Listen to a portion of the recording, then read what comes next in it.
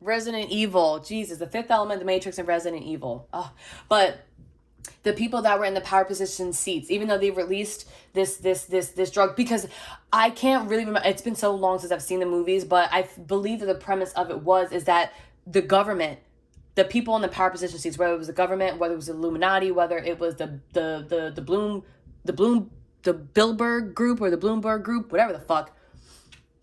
And I don't know, that group where it's like the men, I don't know, men of power, they fucking go run around in the woods somewhere in San Francisco. I don't fucking know. Groups like that. It's groups of people like that make the world go round. They make the world go round, okay? It's not only what you just see on the news. For those of you that know it, you already know what I'm talking about. For those that don't know what I'm talking about, go find someone. Go find somebody that's talking that may understand. But those are the people that make the world go round, right? And in the movie Resident Evil, they realized that, I could be wrong. I could so be wrong, but this is how I interpreted it. They ran the world in a certain fashion for so fucking long that they ran it into the ground. They literally did. There was no hierarchy. It was all anarchy. And before the masses could uprise, because that's, I could be wrong, or I could be like mixing the two movies, but because I'm also getting like another movie, I think, something about The Last Man Standing, where like I think the government, like, because it was overpopulated, the world was overpopulated, so they made this law, this universal law that no babies, if his baby was killed on sight. And this woman, she was pregnant, and they were trying to save her, or they were trying to save the baby or something like that, because the government was on them. But anywho, they ran into the ground. So what did they do to solve the problem with the masses? What did they do? What did they do? What did they do? What did they do? They released the virus. They released the virus. I believe in the movie they had no idea that it was going to be zombies. They had no idea. They were basically just like, man, we fucking done run everything into the ground. These people is finally pissed. They caught on to what we've been doing. They've had to come up in here and stomp on our necks. We gotta do something. So let's get in the lab, cook something up, and just spread it out and just see what happens. Because we gotta handle this. We gotta handle this, and we gotta handle it now. But not knowing, they were like, oh shit, it's zombies. So what did they do? They went and they hid like 60 feet underground. That's where they ran to go hide. And I think the movie was just them trying to be found because there was some sort of antidote or something like that. But yeah, the government literally ran away and just left the rest of the world to just deal with something that they had did, is what I'm getting. And it's like this overall energy right here, it's like it's been ignored. It's been ignored for so freaking long. And it can't be ignored anymore. Yeah, it can't be ignored anymore.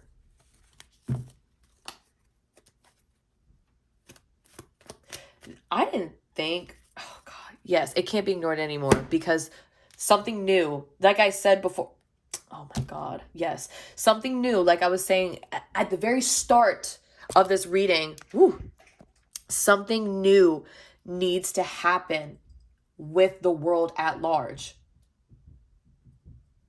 Or something real sketch. Something real sketch is on the, I just heard, is on the horizon. Something sketch is on the horizon. Now, to the divine, it may seem like sooner than later. But for us, I mean, who knows? It could happen like 50s, some years from now. Who really knows? But the divine obviously does not want to see the world crumble like that. We don't want to see the world crumble like that. I'm sure you do. I'm quite certain you don't want to see the world crumble like that either. It's not meant to. It's not meant to.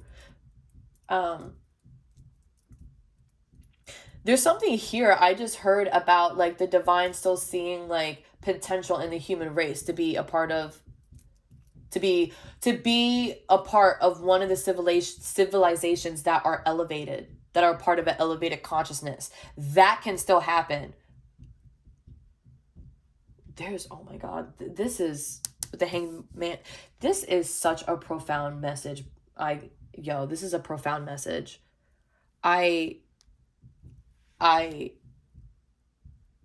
What I'm being called to use a different deck. This one. Oh, I'm being called to use this deck. Okay. I haven't used this in a minute. I did see the Queen of Cups pop out there. So I'm getting messages of, I guess like feminine energy. It's possible maybe that's what the world needs more of right now, is feminine energy.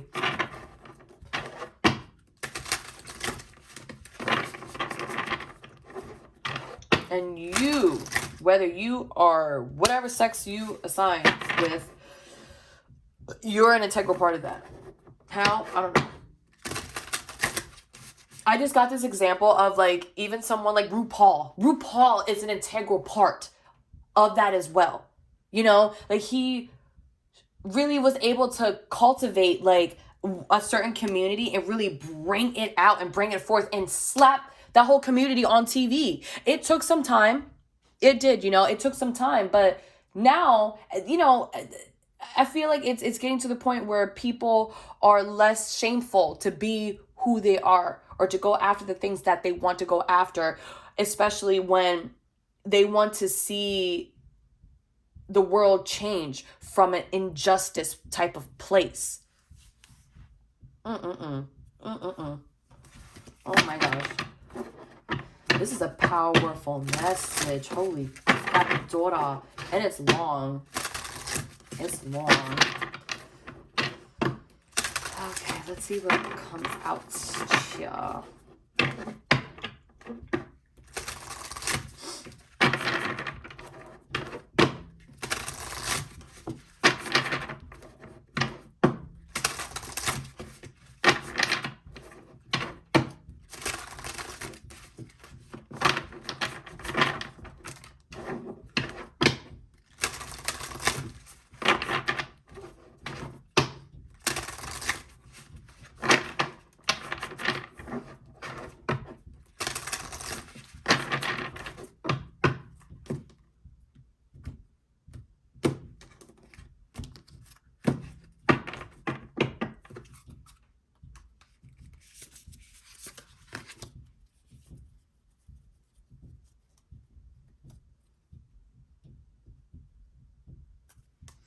Okay, so we have Perpetua. I'm getting the word also perpetual. There's a school. I think it's a Christian school. It's right around the corner from my house. And I think it's called the Ladies of Perpetual Sorrow. That doesn't sound too nice, does it? Perpetual, that's something that's like ongoing, right? So it's like, why do you want to be ongoing in sorrow? The messages is hidden. I'm sorry. The state of authenticity. I am my authentic self in all circumstances. This is just, especially with the image of the woman on this card, it's just giving me you, no matter what happens or comes your way, this is you sticking up and speaking out for the things that you believe in. Because going down a path like this, I can only imagine the type of people that are going to come your way to try to throw challenges. I could only imagine. And this is what we have for advice.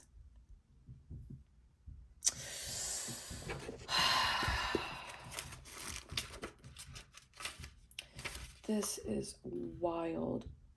I'm feeling called to say something about it. It might be in this book somewhere.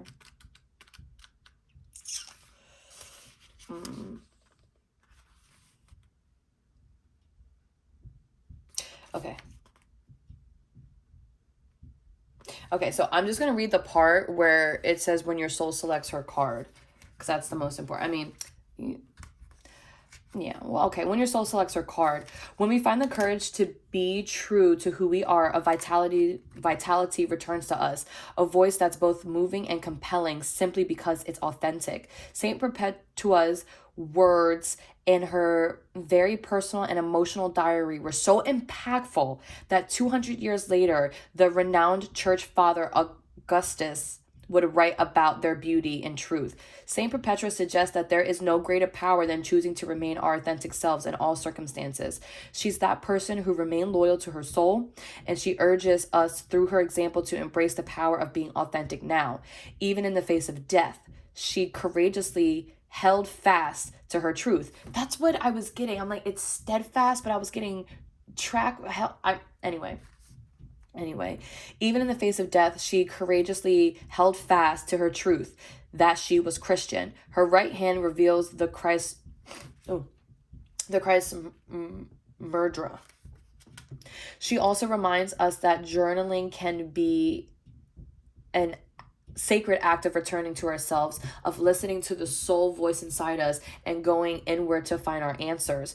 Perpetua is a call to journal writing practice, even if it's just to record our dreams each morning. The inner voice that greets us as we write strengthens our authenticity. That voice becomes a light of fire that calls us and claims us as we dare to live out its truth. What is the truest statement I can say about who I am? I am my authentic self in all circumstances. Wow.